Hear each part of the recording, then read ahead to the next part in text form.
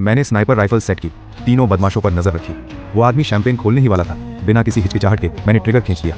गोली से उसके हाथ में बॉटल टूट गई। अगले ही सेकंड वो दर्द से चिल्लाते हुए जमीन पर गिर पड़ा। मैंने जल्दी से सामान पैक किया, शेल केसिंग उठाई, फिर नीचे गया और कुछ बुढ़े लोगों के साथ बैठकर उसे शतरंज खेलते देखा। थोड़ी देर बाद बाहर सायरन गूंज उठे।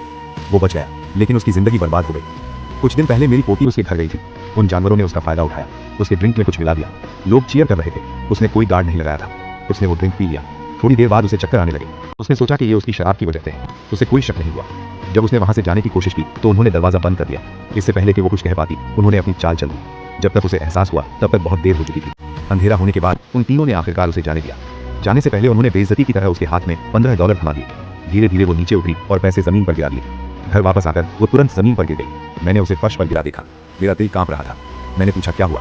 उसने अपना चेहरा ढक लिया और तब तक कुछ नहीं बोला जब तक मैंने उसके पैर पर खून नहीं देखा। उस पल मैं सब कुछ समझ गया। उसने मुझे उनके नाम बता दिए। मैंने उसे उसके कमरे में जाने में मदद की। फिर मैंने एक कुल्हाड़ी उठाई और बाहर जाने के लिए तैयार हो गया। तभी पड़ोसी ने मुझे रोक दिया। वो एक पुलिस वाला है। कहानी सुनने के बाद उसने मुझे शांत रहने को कहा। बोला कि वो इसकी रिपोर्ट करेगा। थोड़ी देर बाद पुलिस ने दरवाजा लात मारकर तोड़ दिया। कुछ ही सेकंड्स में तीनों को पकड़ लिया गया। उनके कमरे के अंदर एक दाग लगी चादर मिली। सबूत पक्के थे। मुझे लगा अब इंसाफ मिलेगा, लेकिन चीफ अचानक आ गया। उसने कहा कि वो इसे खुद हैंडल करेगा। उन तीनों में से एक उसका बेटा था। अगले दिन वो ऐसे आजाद घूम रहे थे जैसे कुछ हुआ ही ना हो। मेरी पोती हर दिन अपने कमरे में रोती रहती है। मैं उसे देखता हूँ तो ऐसा लगता है जैसे मेरे सीने में ब्लेड घुस गया हो। प्रोसिक्यूटर का नोटिस आया। वो सेटलमेंट चाहते थे। वो और अटेंशन नहीं चाहती थी, बस सब कुछ दबा देना चाहती थी। लेकिन मैं इसे जाने नहीं दे सकता। मैंने अपनी पूरी जिंदगी एक सोल्जर के रूप में सेवा की है। मैंने बहुत अन्याय देखा है। मैं उन्हें बचकर जाने नहीं दूंगा।